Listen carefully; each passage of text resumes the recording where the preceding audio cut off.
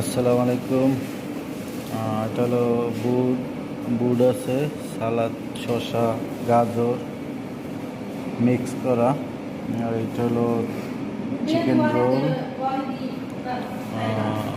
Chicken roll. এইটা হলো chicken pakora, chicken pakora অনেক সুন্দর। এটা হলো মুরগি, চিকেন, চিকেন মারাক। এটিতে কি খাইবে এটিতে কইতে পারি। এখানে আরো আয়োজন হইতেছে পাঁচটা।